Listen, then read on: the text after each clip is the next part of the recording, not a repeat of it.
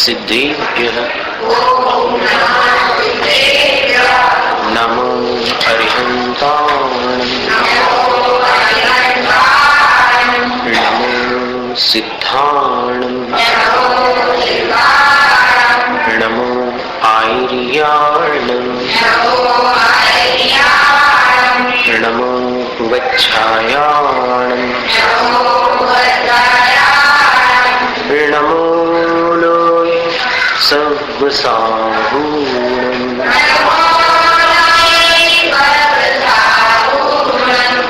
एषु पञ्च नमो यारो एषु पञ्च नमो यारो ऐसो नहीं एसो एसो पंच नमो यारो सर्व पाप प्रणाशनो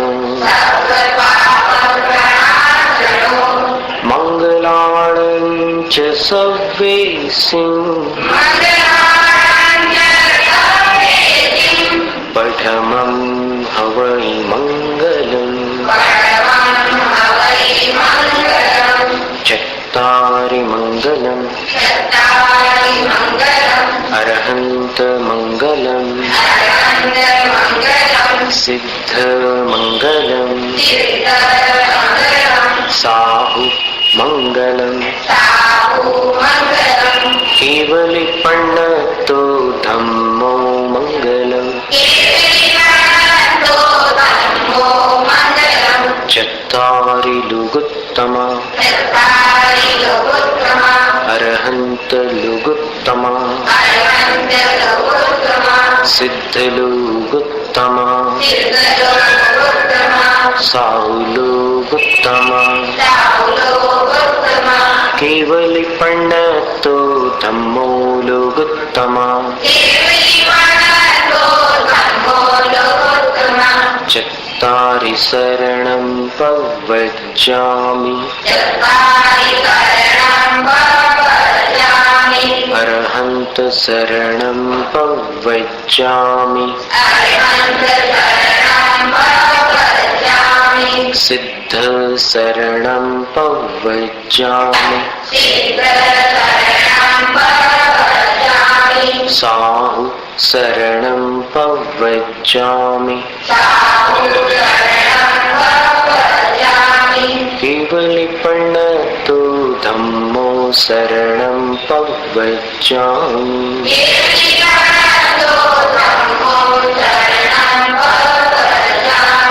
परम पूजनीय देवादिदेव प्रथम तीर्थंकर भगवान श्री आदिनाथ स्वामी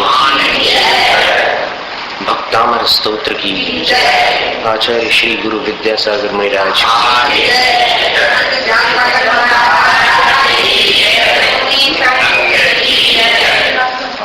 भक्तामर प्रणत मौलि मणि प्रभाणा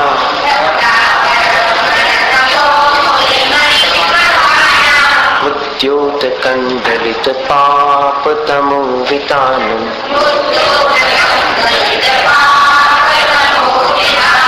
सम्यक् प्रणम्य जिनपाद युगं युगाना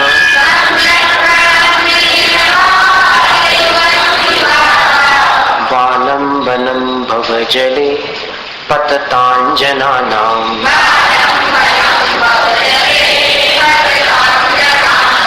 यः संस्तुतः सकलवाङ्मय तत्त्वबोधा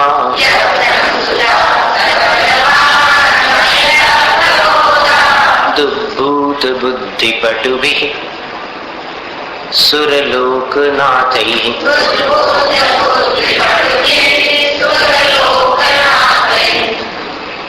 दुर्भूत बुद्धिपटुभिः। आपको लगता है कि हम रुके हैं तो फिर आप भी रुक जाइए। दुर्भूत बुद्धिपटुभिः सुरलोकनाथैः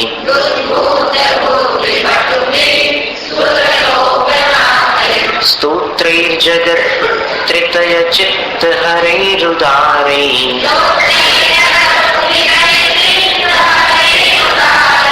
स्तोष्य तुष्ये किलाहमपितं प्रथमं जिनेन्द्रम्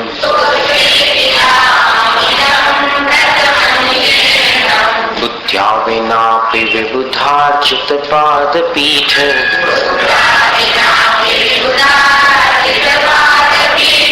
स्तोतुं समुद्यतमतिर्विगतत्रपोऽहम्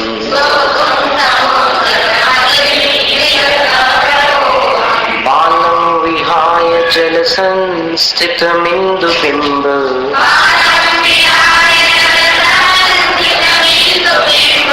मन्यः क इच्छति जनः सहसा ग्रहीतुम्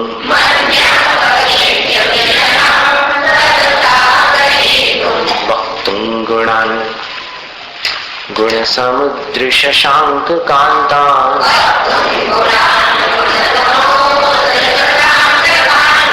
वक्तुं गुणान् गुणसमुद्रशशाङ्ककान्तान्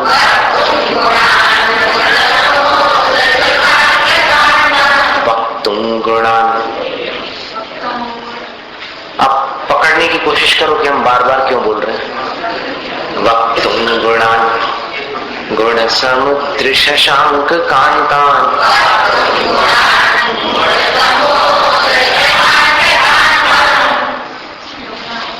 वक्तुं गुणान् गुणसमुद्रशशाङ्ककान्तान्।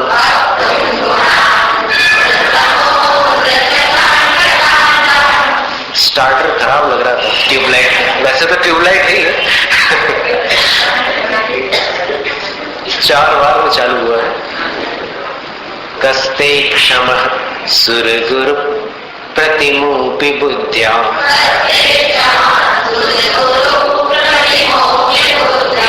कल्पान्तकाल पवनोद्धतनक्रचक्रम्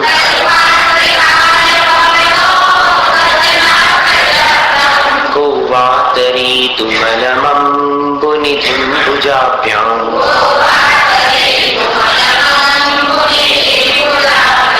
सोऽहं तथापि तव भक्तिवशान् मुनीश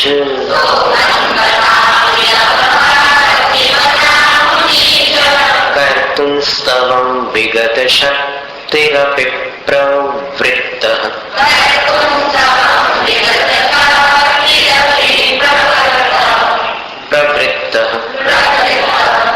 कर्तुं स्तवं विगतशक्तिरपि प्रवृत्तः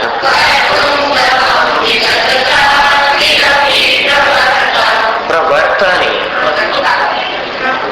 प्रवृत्तः, अभी तो सही बोलते हैं। कर्तुं स्तवं विगतशक्तिरपि प्रवृत्तः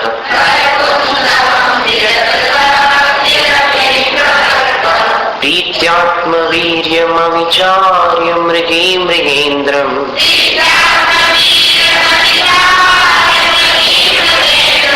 नाप्येति किन्निज शिशोः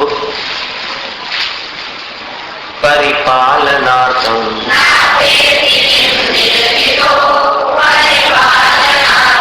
अल्पश्रुतं श्रुतवतां परिहासधाम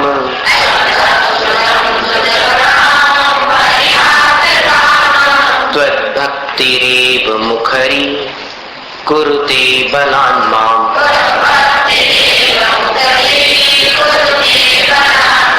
यत्कोकिलः किल मधौ मधुरं विरौति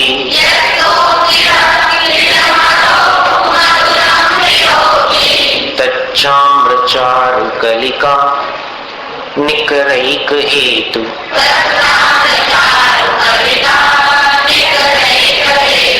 त्वत्संस्तवेन भवसन्तति सन्निबद्धम्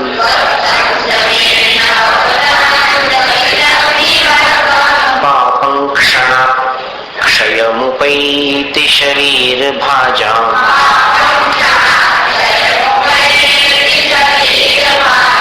पापं पंक जैसा उच्चारण पंक पापं क्षणात् यहाँ रुक जाना क्षयमुपैति शरीरभाजाम्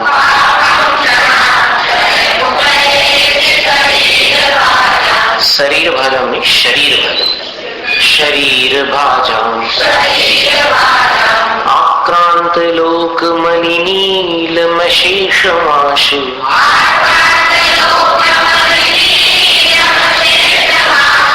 सूर्यांशु भिन्नमिव शार्वरमन्धकारम्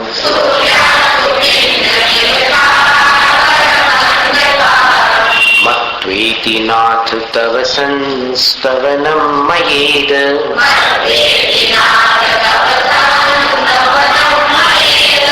मारभ्यते तनुधियापि तव प्रभावात्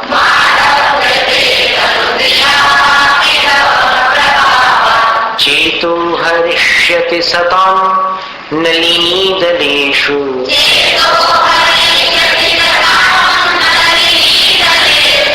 मुक्ता फलद्युतिमुपैति ननूदबिन्दुः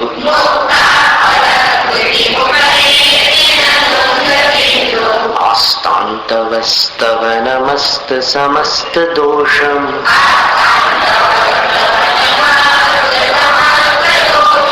त्वत्संकथापि जगतां दुरितानि हन्ति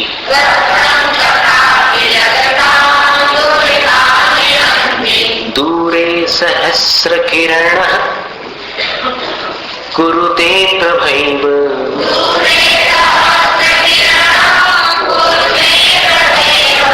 दूरे सहस्रकिरणः। रुक जाना है यहाँ पर, फिर उसके बाद बोलना। हम इसलिए रुक रहे हैं, अभी आप लोग मत बोलना, लेकिन आप लोग जब बोलो तब यहाँ रुक करके बोलना। दूरे सहस्र किरण कुरुते प्रभैव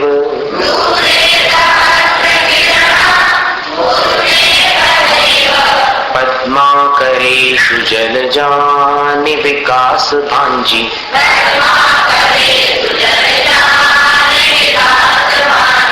नात्यद्भुतं भुवन भूषण भूतनाथ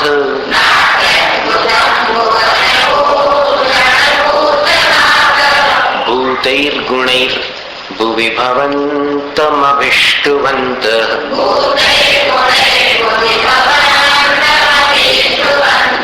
तुल्या भवन्ति भवतो ननु तेन किं वा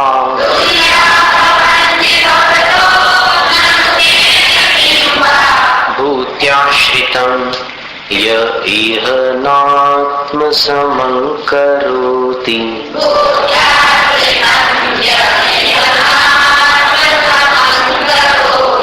दृष्ट्वा भवन्तमनिमेष विलोकनीयम्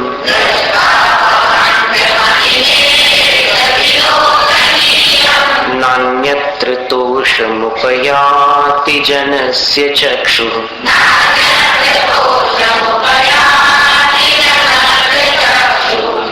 चाक्षुनि, अभी तो सही बोलते हैं।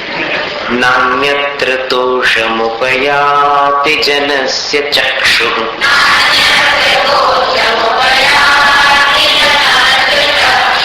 पीत्वा पयः शशिकर द्युतिदुग्ध सिन्धोः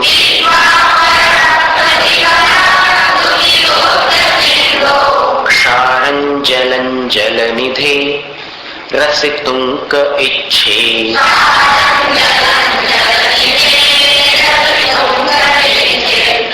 शांत राग रुचिभिः परमाणुभिस्त्वं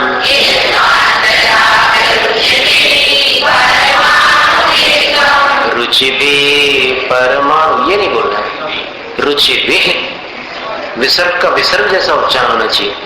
यही अब गाना थोड़ी अपने भक्ता में, सिर्फ गायन पर जोर नहीं देना, इसके उच्चारणों पर ध्यान दीजिए।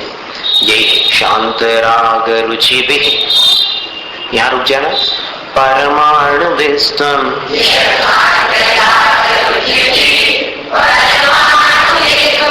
निर्मापितस्त्रिभुवनैकललाम भूत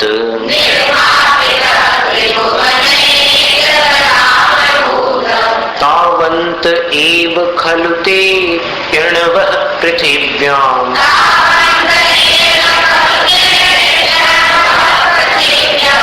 यत्ते समानमपरं नहि रूपमस्ति।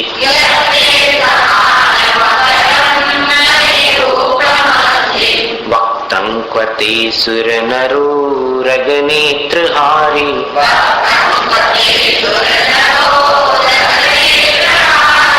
निःशेष निर्जित जगत् त्रितयोपमानम्।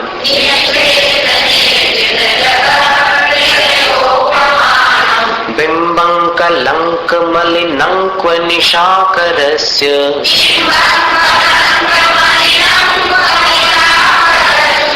यद्वासरे भवति पाण्डुपलाशकल्पम्।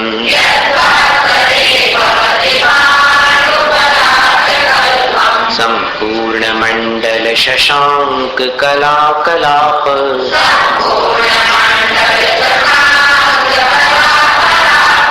शुभ्रा गुणास्त्रिभुवनं तव लङ्घयन्ति।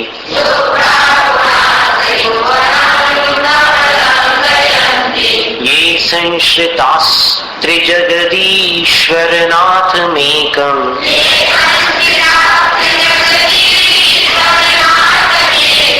कस्तान् निवारयति संचरतो यथेष्टम्।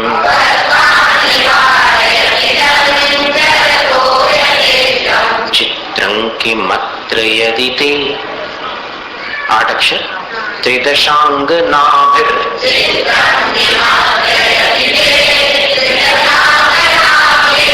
नीतं मनागपि मनो, ये 8 अक्षर, न विकार मार्गम।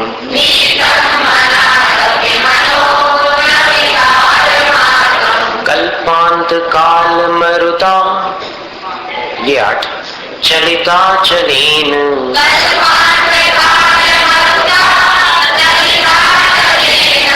किं मंदराद्रिशिखरं, ये 8, चलितं कदाचित्।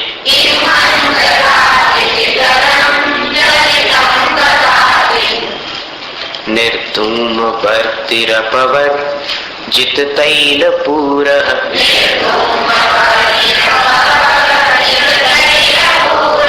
कृत्स्नं जगत्त्रयमिदं प्रकटीकरोषि।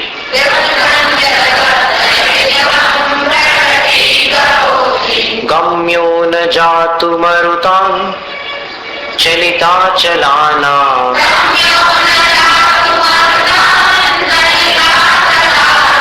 दीपो परस्त्वमसि नाथ जगत्प्रकाशः।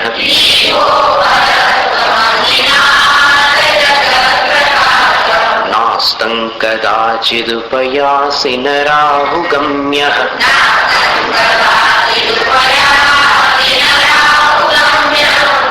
गम्यः स्पष्टीकरोषि सहसा युगपज्जगन्ति।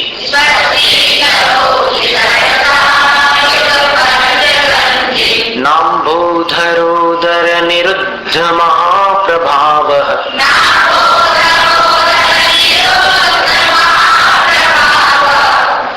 महाप्रभावः, ऐसा विसर्ग का भी प्रभाव आना चाहिए उच्चारण में। सूर्यातिशायी महिमासि मुनीन्द्र लोके।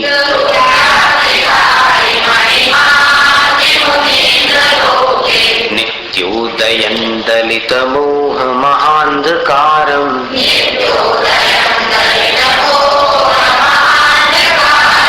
गम्यन्न राहुवदनस्य न वारिदानाम्।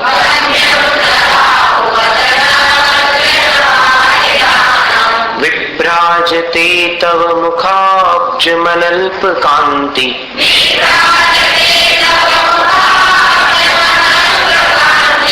विद्योतयज्जगदपूर्वशशाङ्कबिम्बम्।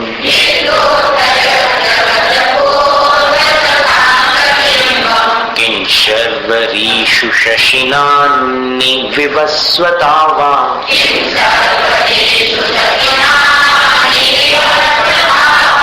किं शर्वरीषु शशिनान्नि, ससी नहीं बोलना, शशि, और आखिरी में नी बोलना है। किं शर्वरीषु शशिनान्नि विवस्वता वा।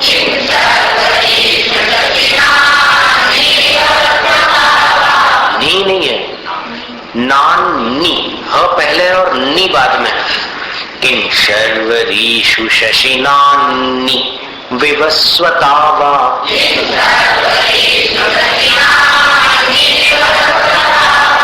युष्मन्मुखेन्दुदलितेषु तमः सुनाथ।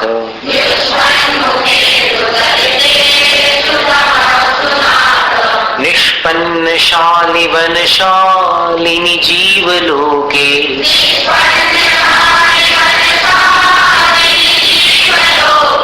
कार्यं कियज्जलधरैः जलभारनम्रैः।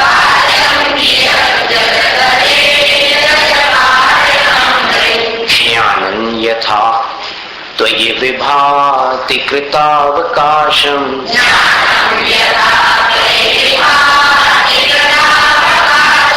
नैवं तथा हरिहरादिषु नायकेषु।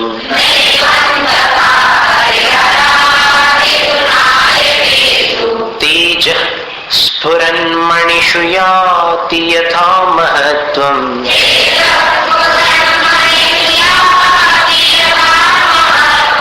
नैवं तु काचशकले किरणाकुलेऽपि।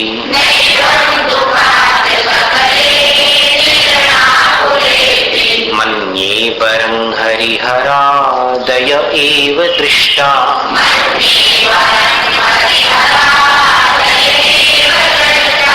दृष्टि द्रष्टा नहीं, दृष्टि दृष्टेषु येषु हृदयं त्वयि तोषमीति।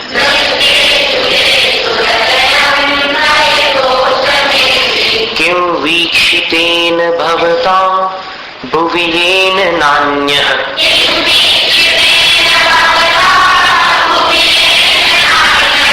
नान्यः कश्चिन्मनोहरति नाथ भवान्तरेऽपि।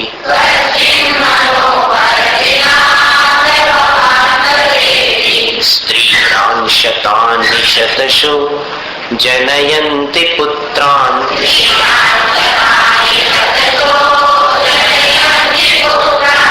नान्यासु तन्त्वदुपमन् जननी प्रसूता।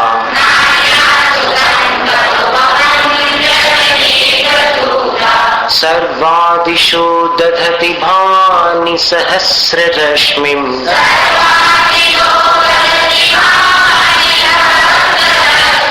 प्राच्येव दिक् जनयति स्फुरदंशुजालम्।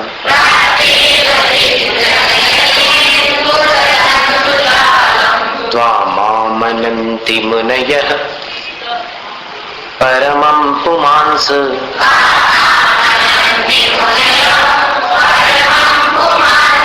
मादित्यवर्णममलं तमसः पुरस्तात्।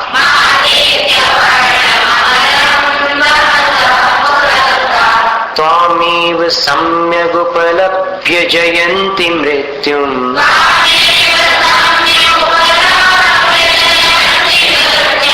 नान्यः शिवः शिवपदस्य मुनीन्द्रपन्था।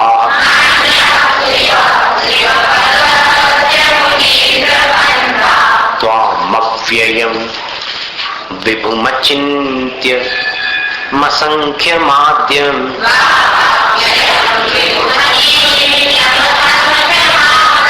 ब्रह्माण्ड मीश्वर मनन्तमनङ्गकेतुम्।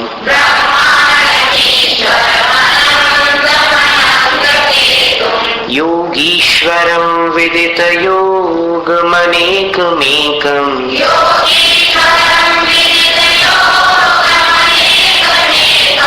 ज्ञानस्वरूपममलं प्रवदन्ति सन्तः।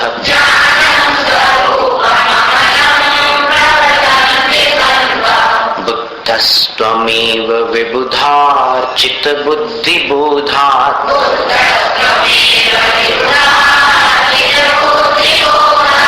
त्वं शङ्करोऽसि भुवनत्रयस्य त्रय शंकरत्वात्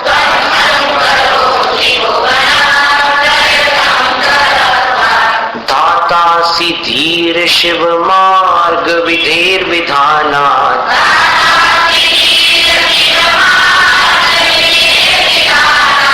व्यक्तं त्वमेव भगवन् पुरुषोत्तमोऽसि।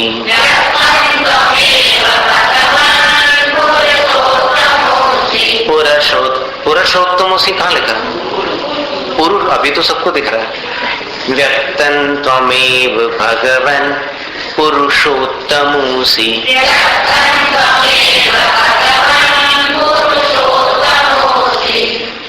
है तो अच्छा उच्चारण आपका, बस समय पर करो तो बहुत अच्छी बात। तुभ्यं नमः, तुभ्यं न जैसा उच्चारण है अनुस्वार का। तुभ्यं नमः त्रिभुवनार्ति हराय नाथ।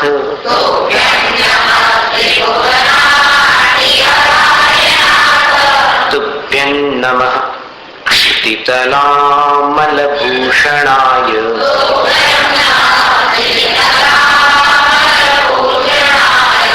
क्षिति का अर्थ क्या होता है? पृथ्वी, धरती। तुभ्यं नमः त्रिजगतः परमेश्वराय।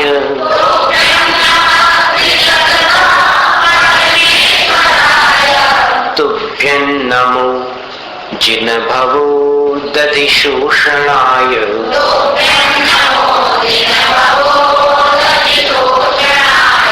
स्वराघात में सबसे ज्यादा नंबर मिलेंगे आप लोगों को, क्योंकि स्वराघात आप लोग लगभग सही करते हैं। फिर उससे कम नंबर मिलेंगे अनुस्वार में, और उससे कम नंबर विसर्ग में, क्योंकि विसर्ग में पता नहीं आपकी धुन ऐसी जम जाती है, बिल्कुल तल्लीन हो जाता मन कि आप बिल्कुल उसको तुभ्यं नमस्ते जगत पर। ये क्या है? लय नहीं बैठालना अपने को। क्या है कि उस लय में शुद्ध उच्चारण बैठालना है। जगत जहां विसर्ग आता है वहां एकदम रुकना है, और उसके आगे फिर दूसरा शब्द बोलना है। को विस्मयोत्र यदि नाम गुणैरशेषैः।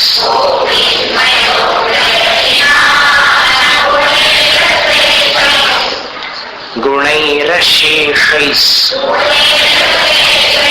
शेषैः। घर जाकर नहीं किया अभ्यास आपने? ये सर्कस है बिल्कुल। सबसे कठिन उच्चारण समझ लो आप इसका, शेषैः। 3 प्रकार का उच्चारण अलग अलग। को विस्मयोत्र यदि नाम गुणैरशेषैः।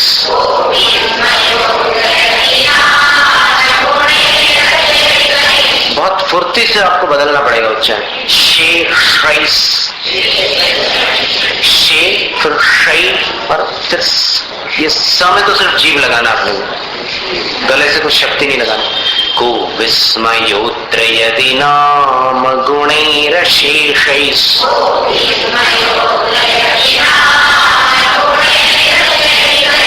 तालव्य श, मूर्धन्य श और दंत स, तीनों एक साथ है।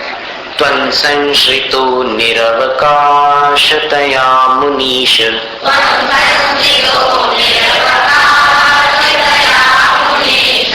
दोषैरुपात्त विविधाश्रय जात गर्वैः।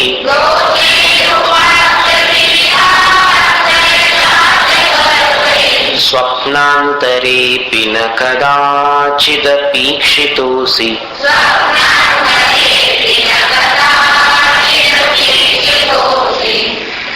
यहां तक अपन ने अध्ययन किया है।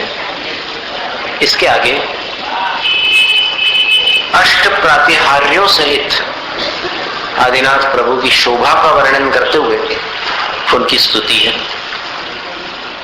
पहला प्रातिहार्य आचार्य मानतुंग स्वामी ने, वैसे आठों साथ में रहते हैं समवसरण में, ऐसा क्रम नहीं होता कि पहले अशोक वृक्ष आ जाए फिर उसके बाद फिर सिंहासन लाए वो कुबेर और इंद्र, ऐसा नहीं है। वो सारे साथ में रहते हैं प्रातिहार्य, लेकिन वर्णन जो है वो क्रम से।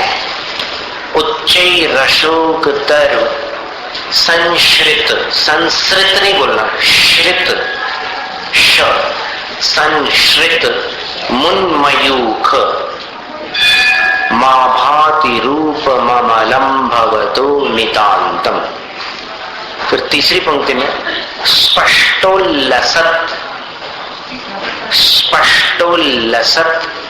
अब स्पष्टोल्लसत् का उच्चारण सरल है वैसे, बस जीभ को स के स्थान पर लगा दो और थोड़ी वायु बाहर आए, इस तरीके से उच्चारण करो। स्पष्टोल्लसत्, स्पष्ट नहीं बोलना। जैसे स्कूल बोलते हैं ना कुछ लोग, पंजाब में तो स्कूल बोलते हैं तो स्कूल भी गलत है, स्कूल भी गलत है, स्कूल उसका उच्चारण है। जैसे स्पष्टोल्लसत् किरणमस्ततमोवितानम बिंबन रवेरिव पयोधर पार्श्ववर्ती।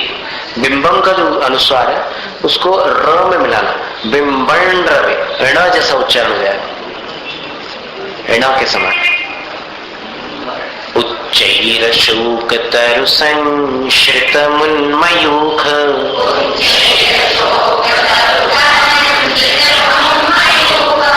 मा भाति रूप ममलम भवतो नितांतम।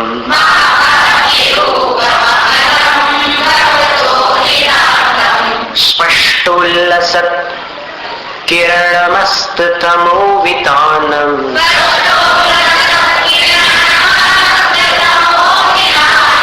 बिंबन रवेरिव पयोधर पार्श्ववर्ती।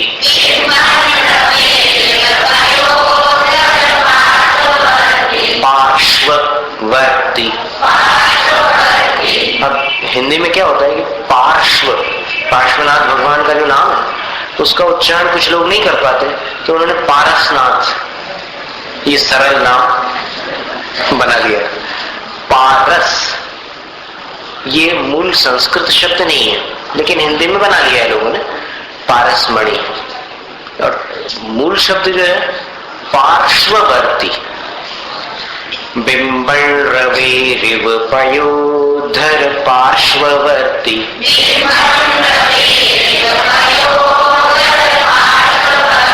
पार्श्व, पार्श्व ऐसा। देखिए तीन व्यंजनों का संयोग है वहां पर। संयुक्त अक्षर में जरूरी नहीं है कि सिर्फ दो ही व्यंजनों का संयोग हो, यहाँ तीन है। देखिए र, श्व और व। श्व, पार्श्व, पा के बाद देखिए रेफ कर रहा, फिर शक्कर का श और फिर व, विहार का व। पार्श्ववर्ती। बिंबन रवेरिव पयोधर पार्श्ववर्ती।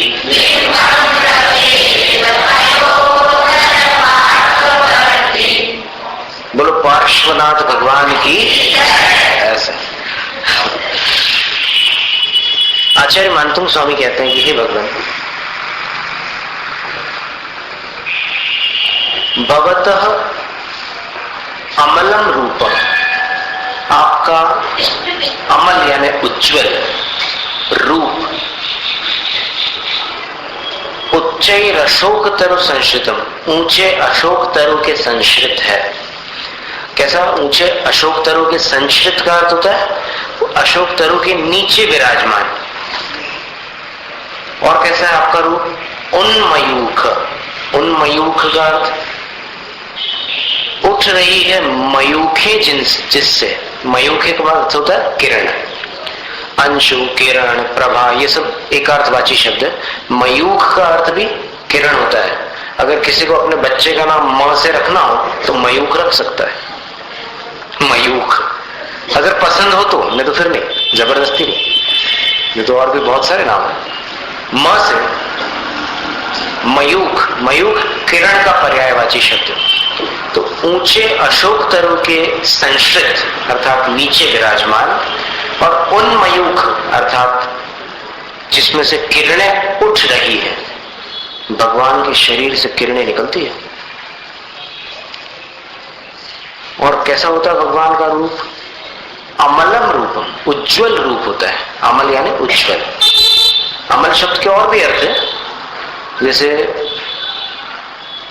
24वें काव्य में अमल का अर्थ अमल, वहां पर पाप रूपी मल ग्रहण करना है, तो पाप रूपी मल से रहित, घातिया कर्मों से रहित, वो अमल हो गया। 23वें काव्य में भी अमल आता है शब्द,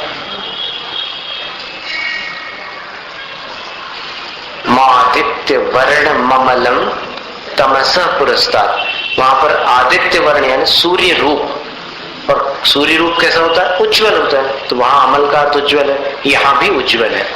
तो आपका उज्जवल रूप, अथवा अगर आपको दूसरा अर्थ लेना हो अमल का, तो अमल का अर्थ मल यानी विकार भी होता है। पर भगवान की छवि कैसी होती है? भगवान का रूप कैसा होता है? निर्विकार होता है, विकार रहित होता है। तो अमल का ये तीसरा अर्थ ले लो। 23वें काव्य में अमल का अर्थ उज्जवल, 24वें काव्य में अमल का अर्थ पाप रूपी मल से रहित, घातिया कर्मों से रहित, और यहाँ 28वें काव्य में अमल का अर्थ क्या निकला? निर्मल, निर्विकार। तो आपका निर्विकार रूप, भवतो का अर्थ आपका, भवतो शब्द और भी आता है कहीं, 10वें काव्य में आता है ना, याद करो। तुल्या भवन्ति भवतो ननु तेनि, भवतो यानी आपका, आपके समान। यहां पर आपका रूप षष्ठी का एक वचन होता है, आपका रूप नितांतम आभाति, नितांतम यानी अत्यंत, आभाति मन को भाता है, बहुत सुंदर लगता है। किसके समान सुंदर लगता है? तो आचार्य मानतुम स्वामी प्रकृति से बड़े सुंदर दृष्टांत देते हैं। भक्तामृत स्तोत्र में बहुत सारे दृष्टांत आचार्य मानतुम स्वामी ने प्रकृति से लिए हुए हैं। आपकी स्मृति में यदि हो तो वसंत ऋतु से संबंधित एक दृष्टांत दिया था, याद है? कोयल वसंत ऋतु में कूकने की ध्वनि करता है कि करती है? करता है, क्योंकि जो नर कोयल होता है वो कुहू कुहू बोलता है, और जो मादा कोयल होती है वो पिक पिक पिक बोलती है। इन दोनों की आवाजों में फर्क होता है। मादा कोयल का रंग भी थोड़ा अलग होता है।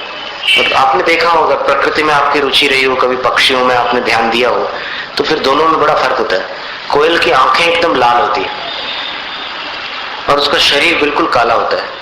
आगे भी फिर कोयल का वर्णन आने वाला है, तो उस समय और विस्तार बता देंगे आपको। अभी तो अशोक तरु की बात चल रही है। तो आचार्य मानतुम स्वामी ने प्रकृति से बहुत सुंदर दृष्टांत लिए हुए हैं। यहां भी देखिए, आदिनाथ भगवान अशोक वृक्ष के नीचे विराजमान है और उनका उज्जवल जो किरणें जिसमें से निकल रही है, ऐसा निर्विकार रूप अत्यंत शोभित होता है। किसके समान शोभित होता है? तो देखिए क्या चित्रण किया है। पयोधर पार्श्ववर्ती स्पष्टोल्लसत् किरणम अस्ततमो वितानम रवेह बिंबम इव। देखिए, कभी आपने भी देखा हो, शाम के समय अथवा प्रातः काल जब सूर्य का उदय अथवा अस्त होने वाला होता है, तो उस समय, जैसे अपन सवेरे का समय ले लो, तो सूर्य का उदय हो रहा है और सूर्य का रंग उस समय कैसा है? कुछ लालिमा को लिए हुए है और उसकी किरणें निकल ही रही है। और मान लो उस समय आकाश में कुछ बादल छाए हों, तो पयोधर का अर्थ होता है बादल। किसी भी जल के पर्यायवाची शब्द के आगे धर लगा दोगे तो उसका अर्थ बनेगा बादल। जैसे जलधर शब्द भी आया था, अंबोधर शब्द भी आता है, तो ये सब बादल के पर्यायवाची शब्द है। और अगर जल के किसी भी शब्द के आगे आप निधि लगा दो तो उस समुद्र का पर्यायवाची बन जाता है। निधि, राशि या धी। जल का कोई भी पर्यायवाची शब्द ले लो आप, पानी ये ले लो, जल ले लो, अंबु ले लो, अंबस ले लो, फिर ये पयः ले लो, कोई भी शब्द ले लो, उसके आगे अगर धी, निधि या राशि ये तीन लग जाए तो उसका अर्थ हो जाता है समुद्र। और अगर उसके आगे द या धर लग जाए तो फिर वो बादल का पर्यायवाची बन जाता है। जैसे जलधर, ये शब्द कहां पर आता है? 19वें काव्य में आता है ना। तो वो धर लगा देने से बादल का पर्यायवाची बन गया। फिर 18वें काव्य में द लगा दिया, वारी दाना, वारी द, तो वारी के आगे द लगा दिया, द लगा देने से भी बादल हो जाता है। तो यहां पर पयोधर शब्द है, तो पयोधर का अर्थ बादल। अब सूर्य का उदय हो रहा हो या अस्त हो रहा हो, उस समय अगर आकाश में कुछ बादल हो, लेकिन उन बादलों ने सूरज को ढांका न हो, तब कैसा दिखता है वो सीन, वो दृश्य कैसा होता है? आपने ध्यान दिया कभी? कभी कभी बादलों के बीच में से ऐसे किरणें ऐसे ही गुच्छे के रूप में ऐसे निकलती हुई दिखाई देती, एक साथ बहुत सारी किरणें ऐसे निकल रही है बादलों के बीच से। और फिर कभी आपने देखा हो कि बादल की जो किनारी है वो बिल्कुल सुनहरी रेखा जैसी अंकित हो गई है। देखा कभी आपने? या टीवी में ऐड में या किसी मैगजीन में, फोटो में, कहीं ना कहीं तो देखा होगा। तो ऐसी स्थिति बन जाती है। तो आचार्य मानतुंग स्वामी ने कितनी सुंदर कल्पना की है। अशोक वृक्ष तो बादल जैसा लगता है और उसके नीचे विराजमान जो भगवान है वो सूर्य के समान चमकते हैं। आ गया ना समझ में कि विशाल होता है अशोक वृक्ष, बहुत बड़ा होता है, छोटा नहीं होता। आदिनाथ भगवान कितने बड़े थे? 500 या 5000? पक्का? शाबाश, 500 धनुष ऊंचे थे। तो आदिनाथ भगवान 500 धनुष ऊंचे थे। और जो अशोक तरु होता है, जिन भगवान का समवसरण है उनके समवसरण में केवल ज्ञान जिस वृक्ष के नीचे उन्होंने प्राप्त किया है, उस वृक्ष की एक आकृति देवलोग बना लेते हैं और पृथ्वी के परमाणु से बनाते हैं। और वो आकृति इतनी सुंदर होती है कि बिल्कुल कोई देखकर नहीं कह सकता कि ये वनस्पति नहीं है। बिल्कुल वनस्पति जैसा ही पूरा रूप, रंग, आकार, प्रकार सब वैसा होता है। तो आदिनाथ भगवान को वट वृक्ष के नीचे केवल ज्ञान हुआ। वट वृक्ष यानी गुजराती में वडला बोलते हैं, वडलो बोलते हैं, और हिंदी में बरगद का पेड़ बोलते हैं। तो उसके नीचे केवल ज्ञान हुआ था। अब समवसरण में जो रचना हुई है अशोक वृक्ष की, वो उसी जैसी आकृति वाली है, लेकिन उसकी ऊंचाई कितनी है? तो भगवान से 12 गुना। कितने धनुष हो जाएंगे? भगवान 500 धनुष, तो अशोक वृक्ष कितने धनुष? पहाड़ा याद करो, उसको 6 से गुणित कर दो। 6 से गुणित नहीं करना, 12 से गुणित करना। 6000 धनुष हो जाते हैं। तो अशोक तरु 6000 धनुष ऊंचा होता है आदिनाथ भगवान का। अब महावीर स्वामी का अशोक तरु कितना ऊंचा होगा? महावीर भगवान कितने ऊंचे थे? 7 हाथ। तो अशोक तरु कितना ऊंचा हुआ?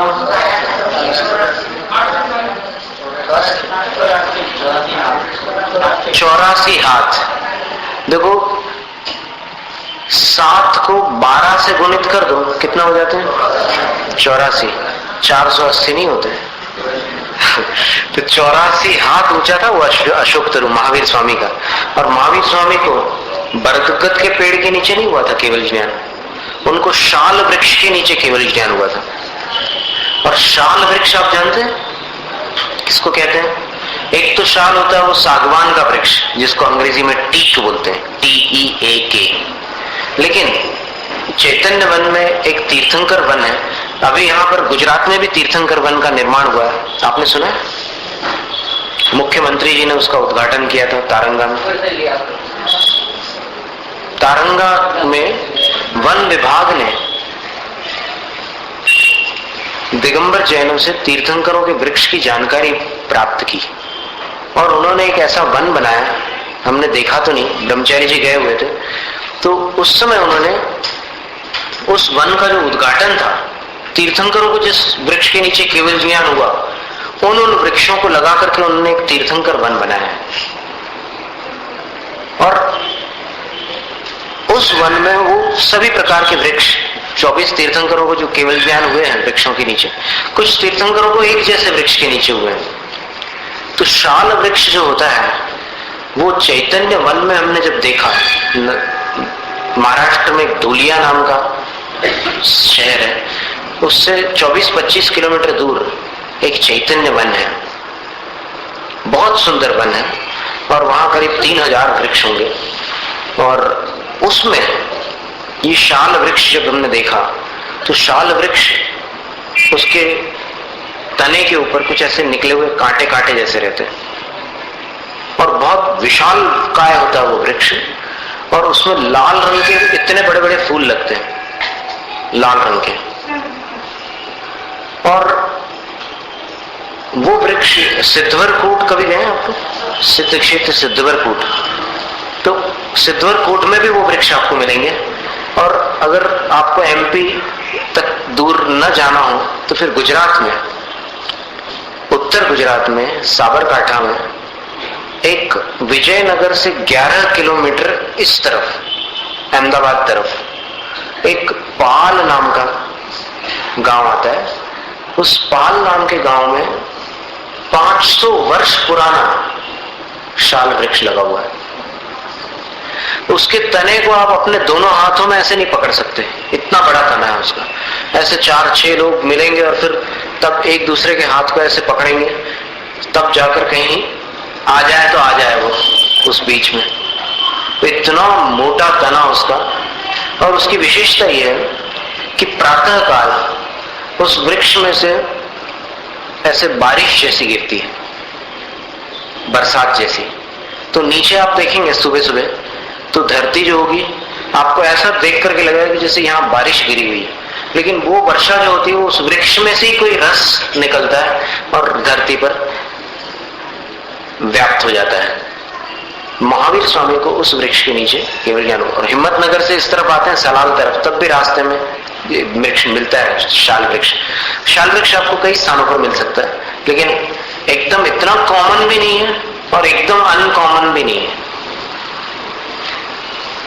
तो आदिनाथ भगवान को वट वृक्ष के नीचे केवल ज्ञान हुआ था। वो जो वृक्ष समौसरण में बनाया गया था अशोक वृक्ष के नाम से, अब उसको समौसरण में जितने भी वृक्ष होते हैं तीर्थंकरों के, वो चाहे शाल वृक्ष हो, पार्श्वनाथ भगवान को बांस के पेड़ के नीचे केवल ज्ञान हुआ था, और अलग अलग तीर्थंकरों को अलग अलग वृक्षों के नीचे हुआ। तो वो वृक्ष वहां समौसरण में तो अशोक वृक्ष प्रातिहार्य के नाम से ही जाना जाएगा, वहां पर कोई दूसरा नाम नहीं लेंगे, उसको सबको अशोक वृक्ष ही कहते हैं। तो आदिनाथ भगवान उस अशोक वृक्ष के नीचे इस तरह शोभित होते थे जिस तरह सूर्य का बिंब बादल के नीचे, बादल के निकटवर्ती होने पर शोभित होता है। वो शाम के समय या सुबह के समय देखा जा सकता है वो दृश्य। ऊंचे तरु अशोक के नीचे नाथ विराजे, रूप आपका सबको भाता, निर्विकार शोभा की मान, जो बादल के निकट सुहाता, बिंब सूर्य का तेजोधा, प्रकट बिखरती किरणों वाला, विस्तृत तम नाशक अभिराम। जय जय आदिश्वर स्वामी,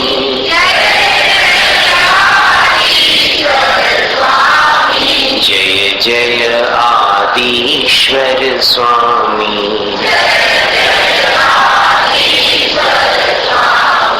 जय जय आदिश्वर स्वामी,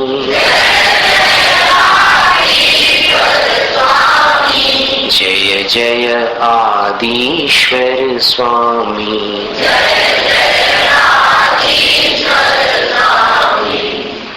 काव्य की तीसरी पंक्ति में स्पष्टोल्लसित किरणम, इसका अर्थ होता है स्पष्टतः उल्लसित हो रही है किरणें जिसकी, ऐसा सूर्य। और अस्त तमो वितानम का अर्थ होता है अस्त किया है तमो अर्थात तम यानी अंधकार के वितान। वितान का अर्थ था फैलाव। ये वितान शब्द भी आ चुका है पहले काव्य में। दलित पाप तमो वितानम।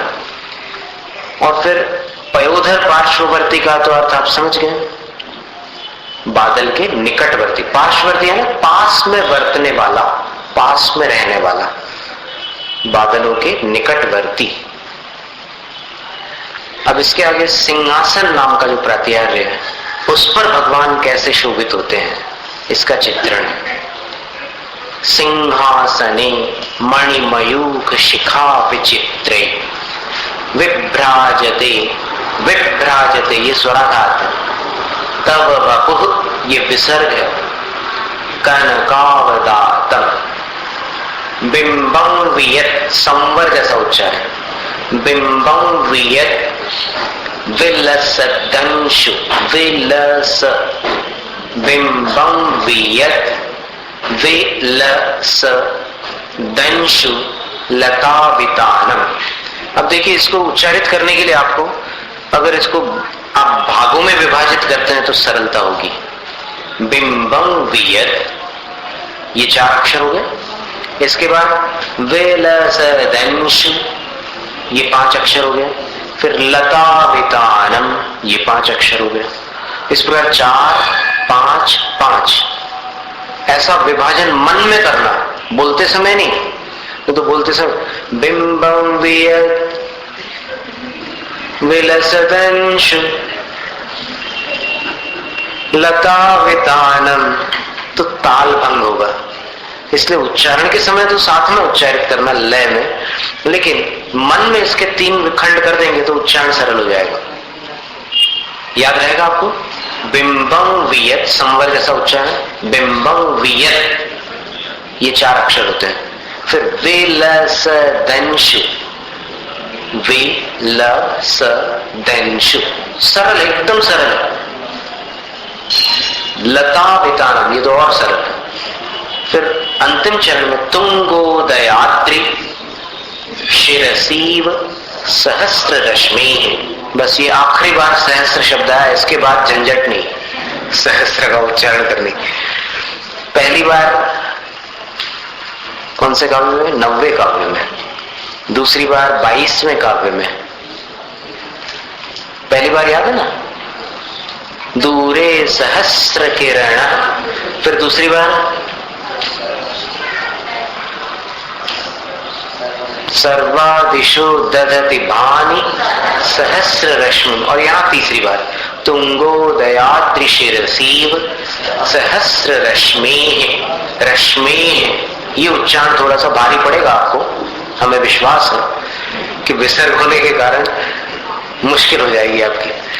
सहस्र रश्मि, लेकिन कोशिश करने से कठिन सरल हो जाता है, और कोशिश न करने से सरल भी कठिन हो जाता है। कुछ बातें तो आप हमारे आधे वाक्य बोलने के पहले ही समझ जाते हैं। फिर होशियार हो गए अहमदाबाद वाले। सिंहासने मणिमयूख शिखा विचित्रे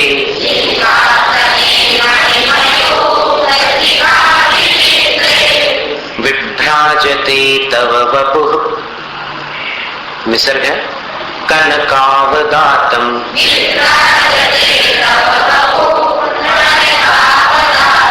विभ्राजते तव वपुः कनकावदातम,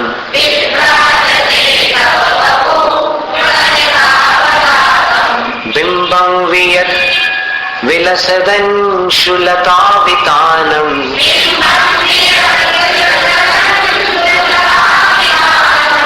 लड़खड़ गए।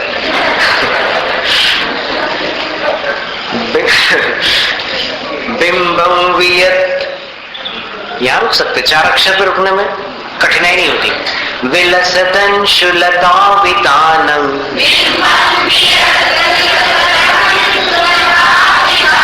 देखो मन में विभाजन नहीं हो पा रहा है, इसलिए ऐसी गड़बड़ी हो रही है। आप देखिए, एकदम स्पष्ट कर लीजिए उसको। बिंबम वियत, यहां पर आपको मन में एक भाग बना लेना है। बिंबम वियत वन विलसदंशु टू लता वितानम,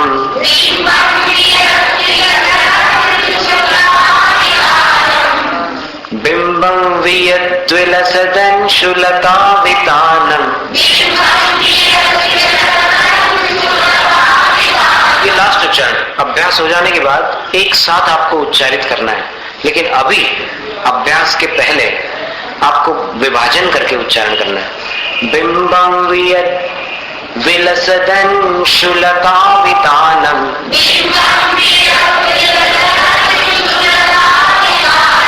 अच्छा, वहां आप किताब देख करके पढ़ रहे हैं, इसलिए द दिख रहा है और उसमें व अंदर छोटा सा मिला हुआ दिख रहा है, तो उसको आप बोल रहे हैं ऐसा लगता है हमें।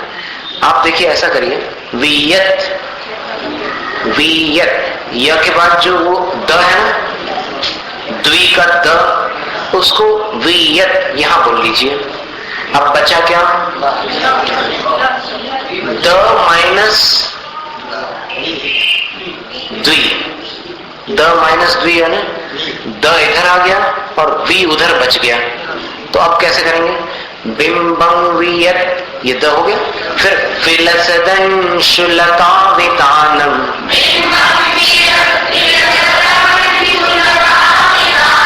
कुछ सुधार आया, कुछ। बिंबम वियत विलसदंशु लता वितानम।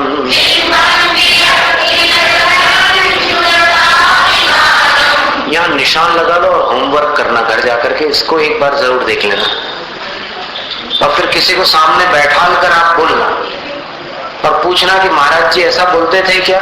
वो बोलेगा कि नहीं। तो जब तक वैसा न आ जाए तब तक वो हरी झंडी हो जाए, फिर आगे बढ़ जाए। बस ये होमवर्क है आज का, घर जाकर के ये काम करना। पर फिर वो नहीं बोलना कल आकर के, अरे महाराज आपको क्या पता, हम जब बाहर निकलते तो ऐसे फंसते हैं संसार के जंजाल, टाइम ही नहीं निकलता। टाइम तो आपको निकालना है। सुबह 24 सेकंड का टाइम आपने निकाला और रात को 24 सेकंड का, ठीक है ना? फिर उसको बढ़ाना चाहो तो बढ़ा सकते हो आप, उसके लिए कोई प्रतिबंध नहीं है। तुंगोदयाद्रि शिरसीव सहस्र रश्मि,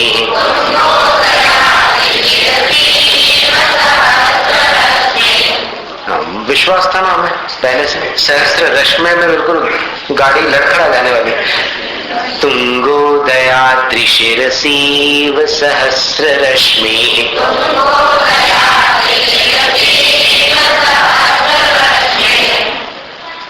एक बार दोनों काव्यों का उच्चारण कर लेते हैं।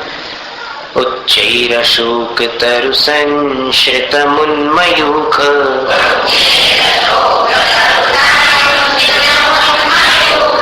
मा भाति रूप ममलम भवतो नितांतम।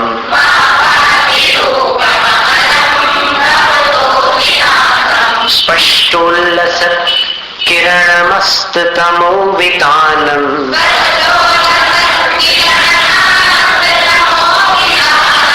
बिंबन रवेरिव पयोधर पार्श्ववर्ती।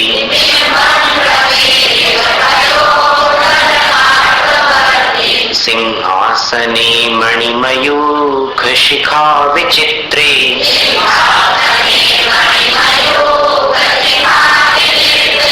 विभ्राजते तव वपुः कनकावदातम्।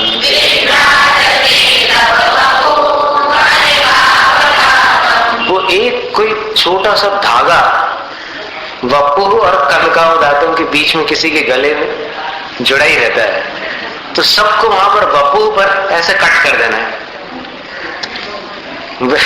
ये इशारा याद रखो, विभ्राजते तव वपुः कट कनकावदातम।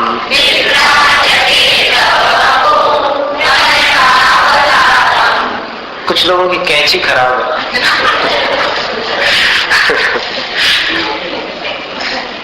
अब क्या करें? फिर से करें उच्चारण। विभ्राजते तव वपुः तनकावदातम्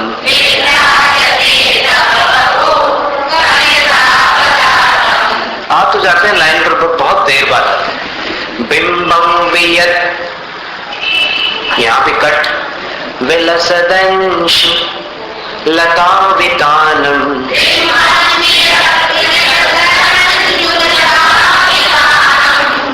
अच्छा प्रयास तो अच्छा किया आपने।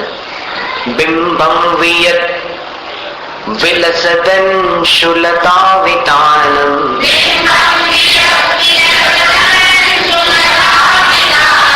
तुंगोदयाद्रि शिरसीव सहस्ररश्मि,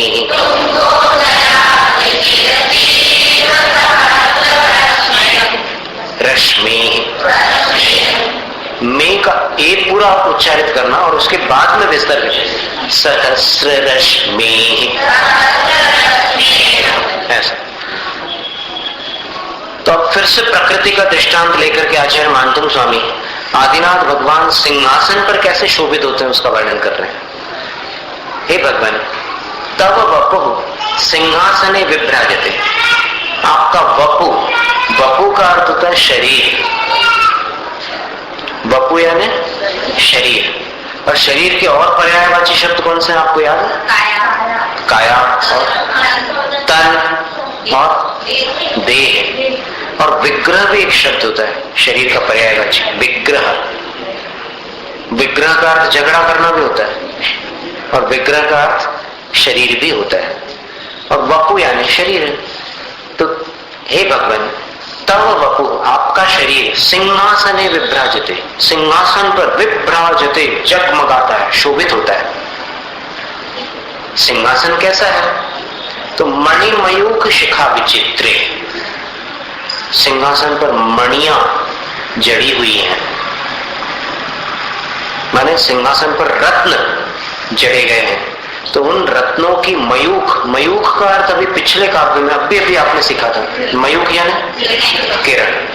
तो मणियों की किरणों की शिखा, शिखा कहते हैं उसकी नोक को, शाखा डाल को कहते हैं, शिखा अग्रभाग को कहते हैं, नोक को।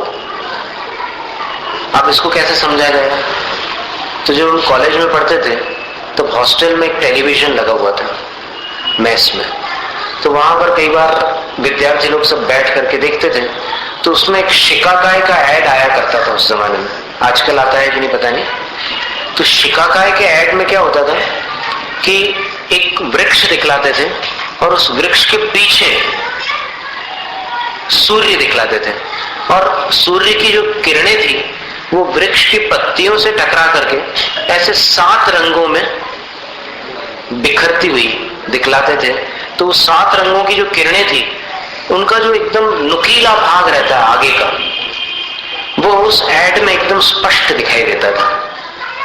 तो आप समझ गए कि किरणें जहां से निकलती है वहां बहुत सघन होती है, मोटी होती है, गुजराती में जाडी होती है, और जहां समाप्त होती है किरणें वहां एकदम पॉइंटेड होती है, नुकीली होती है। उस नुकीले भाग को शिखा कहते हैं, मणिमयूख शिखा। अब मणिमयूख शिखा का अर्थ क्या होगा आप बताइए? मणियों से निकलने वाली जो किरणें हैं उसका अग्रभाग, उसकी नोक। तो उसके कारण विचित्र, विचित्र शब्द के 3 अर्थ हैं। विचित्र शब्द का एक अर्थ होता है आश्चर्यकारी, ये तो आप लोग सब जानते ही हो।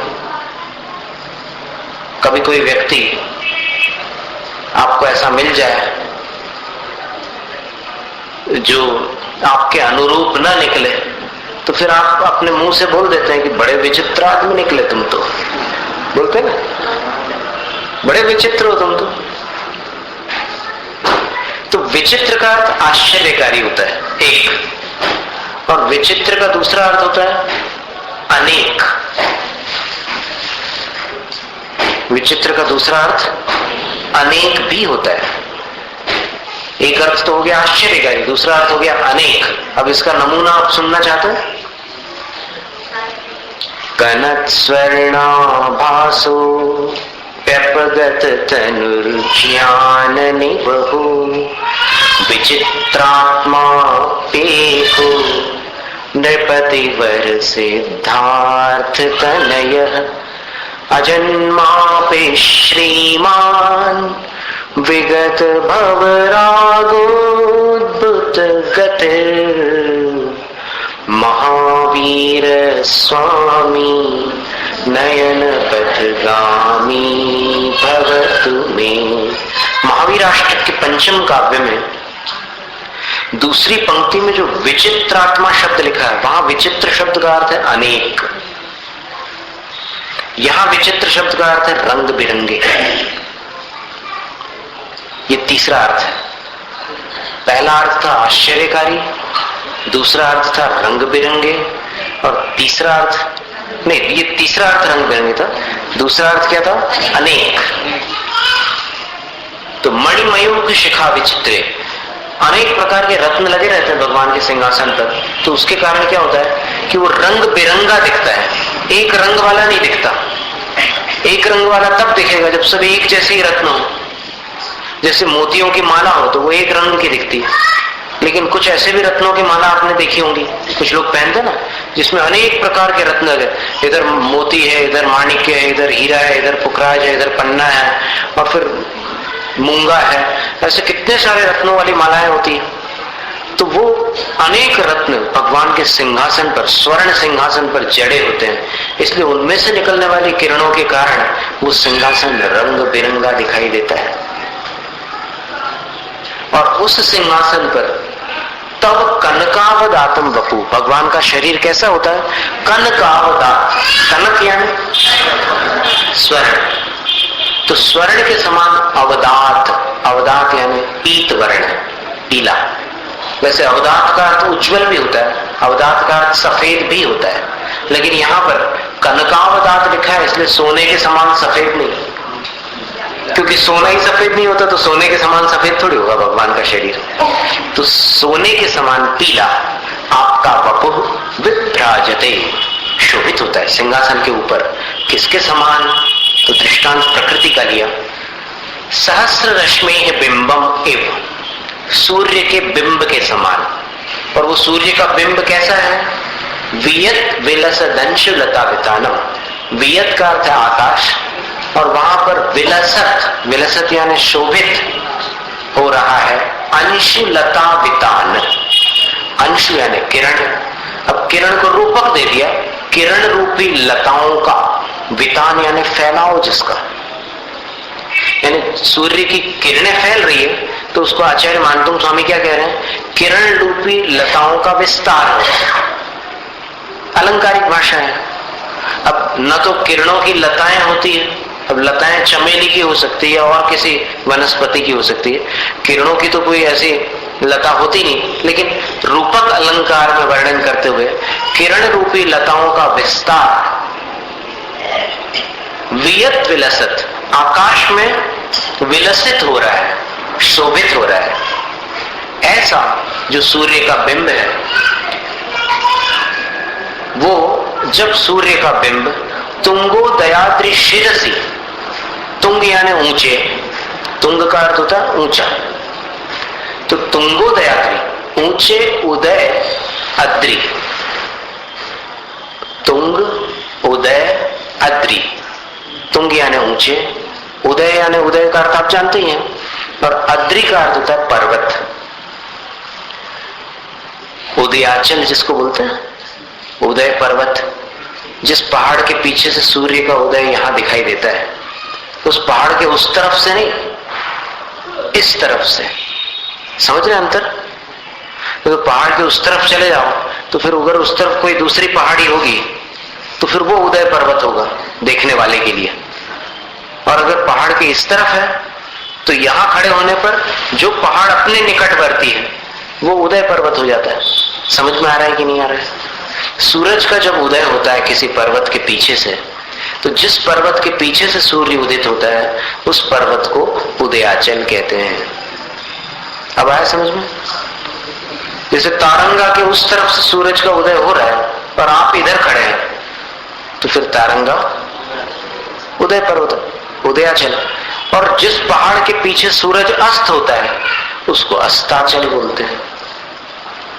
क्लियर हो गया? तो तुंगोदयात्री, ऊंचे उदय पर्वत के शिरसी, पर्वत का सिर किसको बोलेंगे? उसकी चोटी को, उसके शिखर को। तो उस पर्वत के शिखर पर जैसे सूर्य का बिंब शोभित होता है जिसमें से किरणें ऐसे निकल रही है। अब वो जो पहाड़ है, आप इधर से देखेंगे तो ये वाला हिस्सा जो अपनी तरफ है वो थोड़ा अंधकार में होता है, क्योंकि सूर्य उस तरफ से उदित हो रहा है, इसलिए इस तरफ थोड़ा सा अंधेरा अंधेरा सा रहता है। लेकिन पर्वत का जो शिखर है उसके किनारे को आप देखेंगे तो वहां पर बहुत सारे आपको वृक्ष दिखाई देंगे।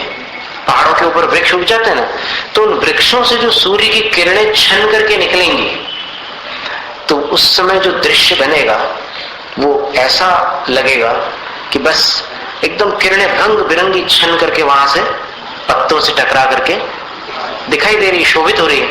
तो भगवान की छवि सिंहासन के ऊपर इसी प्रकार शोभित होती है।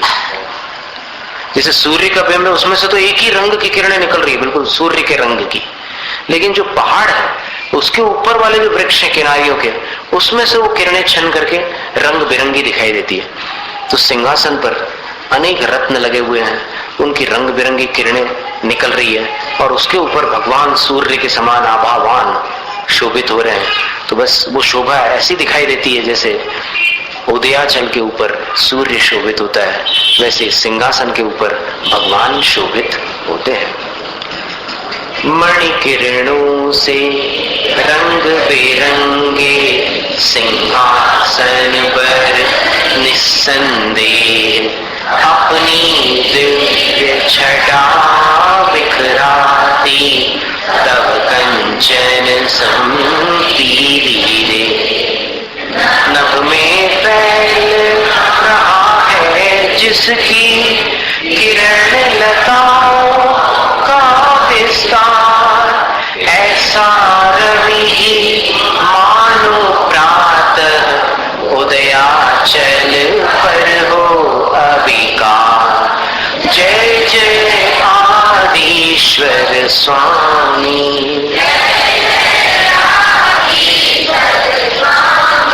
जय जय आदिश्वर स्वामी।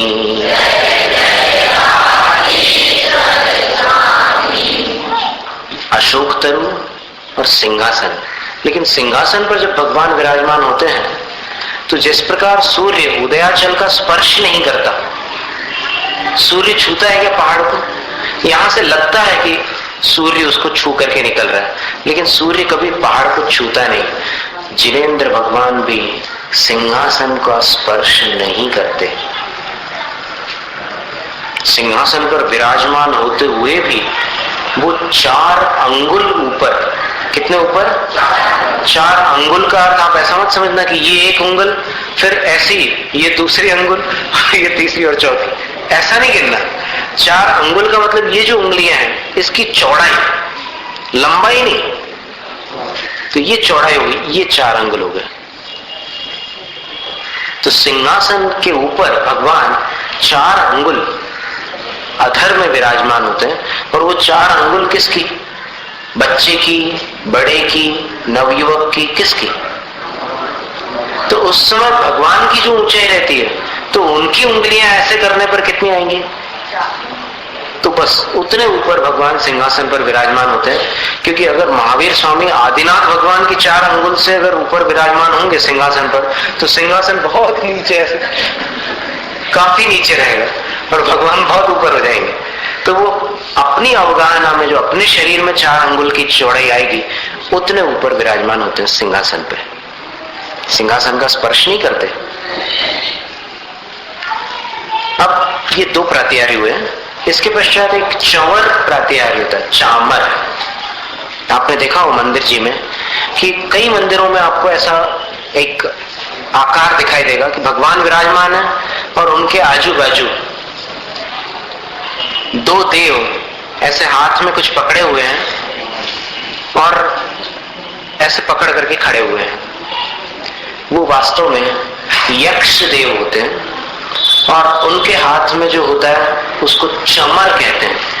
चमर, चामर और चंवर, ये तीनों एकार्थवाची शब्द। और उसको क्या करते हो, चंवर ढुराने की विधि ध्यान से सुन लेना।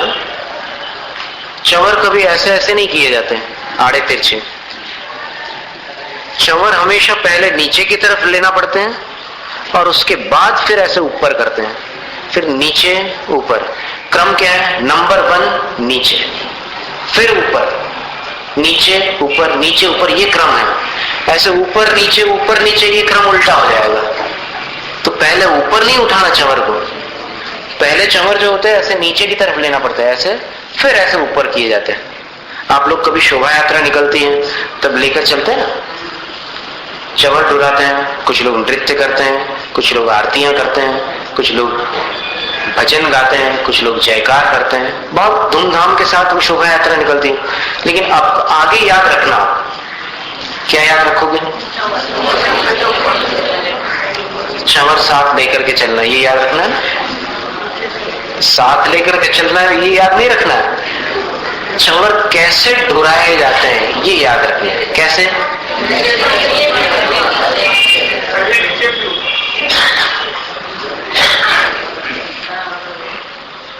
ठीक है ना।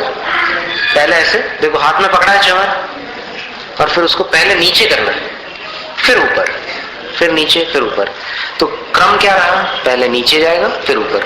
इसके विषय में आचार्य कुमुदचंद्र स्वामी ने बहुत सुंदर उत्प्रेक्षा की है कि वो चंवर पहले झुकते हैं, फिर झुकने के बाद ऊपर उठते हैं।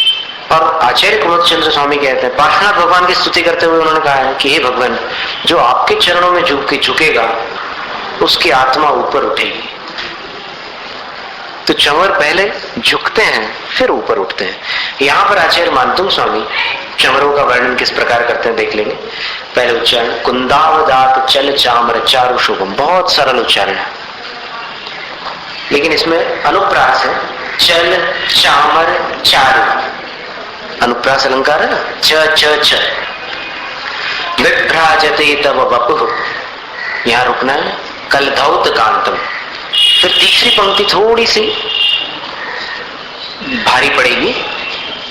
उद्यत शशांक, अब उद्यत ये 2 अक्षर हो गए और इसके बाद शशांक बोलना, क्योंकि संधि हो गई वहां पर, समास पद है ये, और इसमें श का छ बन गया है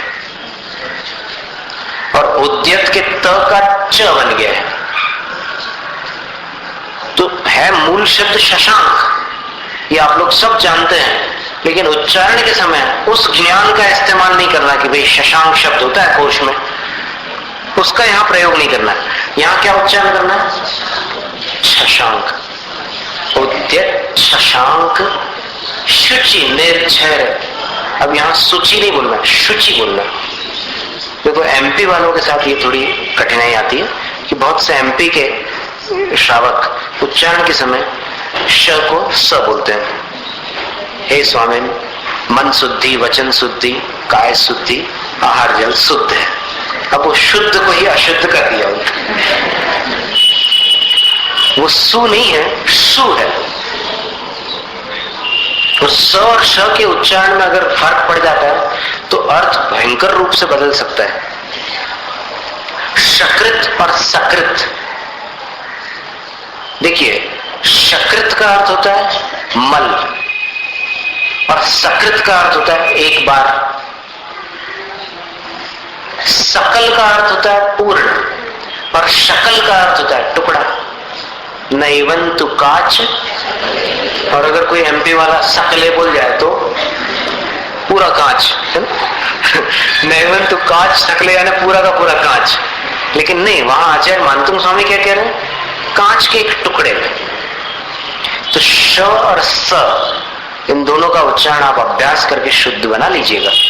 तो यहां पर उद्यत शशांक शुचि निर्झर वारिधार, मुच्चैस तटन सुरगिरे, मुच्चैस तटन न जैसा उच्चारण होगा अनुस्वार का, मुच्चैस तटन सुरगिरे रिवशात कौंभम। कुंदावगात चल चामर चारु शोभम,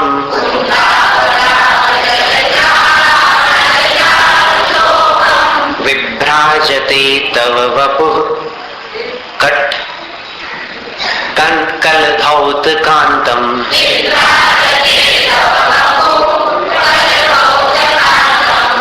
चलो हो गया जैसे तैसे। उद्यत शशांक, छ का ध्यान रखना, छतरी का ऐसे हाथ कर लेना अगर याद ना हो तो। उद्यत शशांक शुचिनिर झरवारी धार,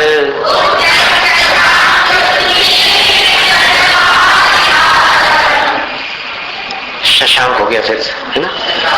श नहीं बोलना, छ बोलना। अब तो आप सही बोलते, वो बिल्कुल जैसे हम टोकते हैं ना, ट्यूबलाइट चालू है। उद्यत शशांक शुचिनिर, चलो इसकी स्पीड कम कर देते हैं। 10वें काव्य की अंतिम पंक्ति का जो उच्चारण आप लोगों ने शुद्ध कर लिया, उससे हमें विश्वास हो गया कि कभी भी जीव असफल नहीं होता, उसकी विधि असफल होती है। विधि अगर बदल दी जाए तो सफलता निश्चित मिलती है। तो सफलता का एक उपाय क्या हुआ कि जिस विधि से सफलता नहीं मिल रही है उस विधि को बदल दो, सफलता मिलेगी। थॉमस अल्वा एडिसन एक वैज्ञानिक था, उसका नाम आपने सुना होगा, जिसने बल्ब का आविष्कार किया। वो किस्सा हमने सुनाया था आपको। बल्ब का आविष्कार करने वाला थॉमस अल्वा एडिसन, जब उसने बल्ब बना लिया तब एक पत्रकार ने आकर के उससे इंटरव्यू में पूछा, क्या पूछा कि आपने 10,000 बार इसका प्रयोग किया और हर बार असफल हुए, आपके अंदर निराशा नहीं आई? एडिसन उत्तर देता है कि जनाब, पहली बात तो मैं आपको ये बता दूं कि मैंने 10,000 बार प्रयोग नहीं किया, 14,000 बार किया। तो फिर वो पत्रकार और आश्चर्यचकित हो जाता, बोलता है कि और 4,000 बार आपने किया? मैं तो समझ रहा था 10,000 बार। तो 14,000 बार प्रयोग करने के बाद भी आप असफल हुए, आपको निराशा नहीं हुई?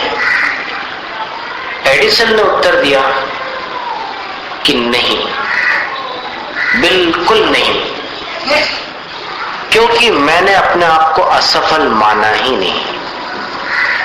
इसलिए नहीं माना क्योंकि मुझे इतनी बार प्रयोग करने पर हर बार ये ज्ञान हुआ कि इस विधि से बल्ब नहीं बनता। समझे आप? यानी मुझे 14,000 ऐसी विधियां समझ में आ गई जिन विधियों से बल्ब नहीं बनता। तो ये असफलता थोड़ी थी, ये तो नया ज्ञान था मेरे लिए। तो जितनी बार जीवन में ठोकरें लगे और कार्य सिद्धि न हो, तो उतनी बार आपको निराश न होकर के क्या विचार करना चाहिए कि ये एक और विधि पता चली जिससे कार्य नहीं हो सकता। तो आप कभी भी उदास नहीं होंगे, कभी भी वो विचार नहीं करेंगे कि क्या रखा है जिंदगी में। ऐसे विचार आपके मन में नहीं आएंगे। और विचार क्या आएगा कि आप इस विधि को बदल लें। इसी को विज्ञान में ट्रायल एंड एरर मेथड कहते हैं। ट्राई करो आप, try try and try again, but never cry. कोशिश करो, फिर से कोशिश करो, रो मत, विधि बदल दो। एक विधि तो ऐसी आपको मिलेगी ही मिलेगी जिससे आप सफल हो जाएंगे। द ट्रेजर चेस्ट नाम की एक बुक आई थी विदेश से, उसकी फोटोकॉपी हमारे पास है, जेरोक्स। उसमें अब्राहम लिंकन के बारे में एक कॉलम बना हुआ है। उसमें बहुत सारी घटनाएं थी उसके जीवन में। जब अब्राहम लिंकन 20 साल का था तो अमुक स्थान पर नापास हुआ, फिर उसके बाद और किसी स्थान पर वो फिर असफल हो गया। इस प्रकार 10-12 उसमें लिस्ट दिए। और इतने भयंकर घटनाक्रम दिए उसमें कि उतनी घटनाओं में तो कोई कुएं में कूद जाए, ऐसी स्थिति थी। तो अब्राहम लिंकन, फिर उसके बाद अंत में अंतिम लाइन में लिखा है कि 50 वर्ष की उम्र में अमेरिका का राष्ट्रपति। बाकी जितने भी उसमें वो गिनाए हैं घटनाक्रम, हर घटनाक्रम में वो असफल असफल असफल असफल। 10-11 घटनाओं के बाद लास्ट में लिखा है 50 वर्ष की उम्र में अमेरिका का राष्ट्रपति। और इसके बाद जो सफलता का रहस्य बताते हैं वो ये है कि सफलता का रहस्य ये है कि लक्ष्य का पीछा छोड़ना नहीं। मरते दम तक जो लक्ष्य का पीछा नहीं छोड़ता उसको लक्ष्य की प्राप्ति अवश्य होती है। ये सफलता का रहस्य है। और असफलता का रहस्य बताएं हम क्या है? अपनी सफलता पर शंका करना असफलता का मुख्य कारण है। लिख लो भाई, अभी क्यों देख रहे हो यहां चेहरा? कोई काम की बात आ गई तो लिख लो। अपनी सफलता पर शंका करना असफलता का मुख्य कारण है। पता नहीं मुझे सफलता मिलती है कि नहीं। देखो, आपने कभी चातुर्मास देखा हो आचार्य श्री का या कोई बड़े साधु का, तो कितने लोग उनका पड़गान करना चाहते हैं। कितने लोग चाहते हैं कि हमारे चौके में गुरु महाराज का आहार दान हो जाए, और वहां पर कितने लोग खड़े होते हैं।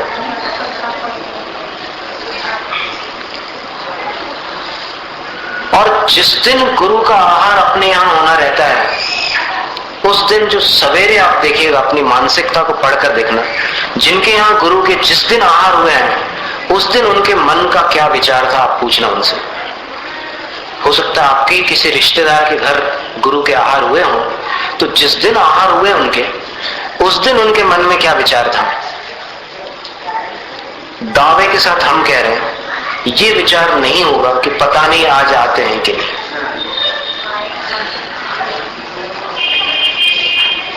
आज तो हो ही जाएगा आहार। ये विचार जिस दिन रहा मन में, उस दिन आहार हुआ है। और जिस दिन ये विचार रहा कि क्या पता आज भी आते हैं या नहीं, कल तो नहीं आए, परसों भी नहीं आए, नरसों भी नहीं आए, तरसों भी नहीं आए, सरसों, लेकिन आज पता नहीं आते हैं कि नहीं। ये जो निराशा है, निराशा असफलता की अचूक निशानी है। निराशा असफलता की अचूक निशानी। अचूक का मतलब क्या होता है? कि जिसमें कोई चूक नहीं। अगर निराशा है तो समझ लेना कि असफलता सुनिश्चित। तो निराश होने की बात नहीं है, विधि बदलने की बात है। विधि बदल दो आप। अब जैसे कोई गुरु आपके चौके के सामने खड़े हो गए लेकिन पड़गाए नहीं जा रहे हैं, तो आप क्या करते हैं उस समय? वो सामग्री में परिवर्तन करते हैं ना। या फिर आप खड़े खड़े ऐसा तो नहीं करते। तो उस समय ये सब ड्रामा काम नहीं आने वाला है। उस समय तो काम करो, पुरुषार्थ करो, रोने से थोड़ी कुछ होने वाला है। आप ये मत सोचना कि आपके दीनहीन चेहरे को देखकर, देखो शास्त्रों में लिखा है कि जो दीनहीन होता है दाता, उसके यहाँ साधु को नहीं जाना चाहिए। क्योंकि दुखी राम से अगर साधु आहार लेंगे तो उस आहार का क्या असर होगा उनकी चर्या पर, सोचो। एकदम प्रसन्न होना चाहिए दातार। तो ये सफलता का चिन्ह है। तो क्या बतला रहे थे हम, कहां से कहां पहुंचे? उच्चारण। उच्चारण की सफलता आपके पुरुषार्थ से आपको हासिल होगी। उद्यच्छशांक शुचि निर्झरवारी धार,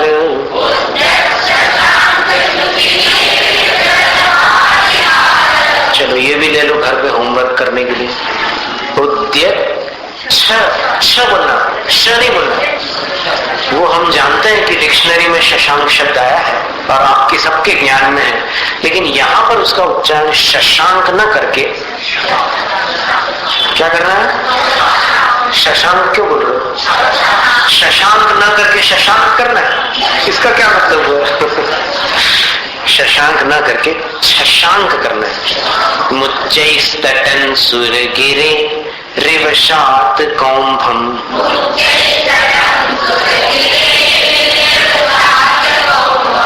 इसका अर्थ अपन बाद में देख लेंगे, आज समय ज्यादा हो रहा है।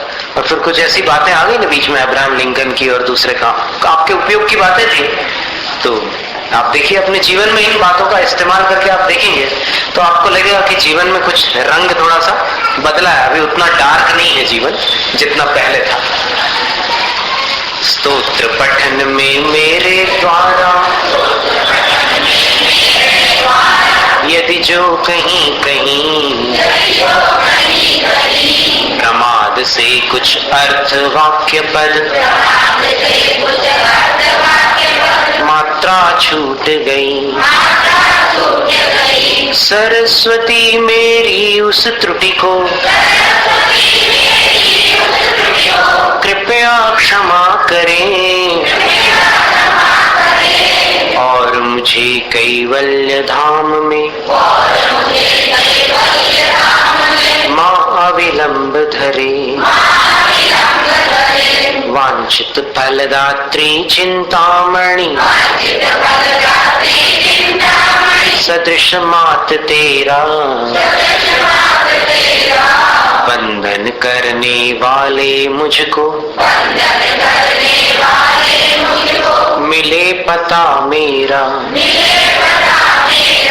बोधि समाधि विशुद्ध भावना आत्म सिद्धि मुझको मिले और मैं पा जाऊं मां मोक्ष महासुख को।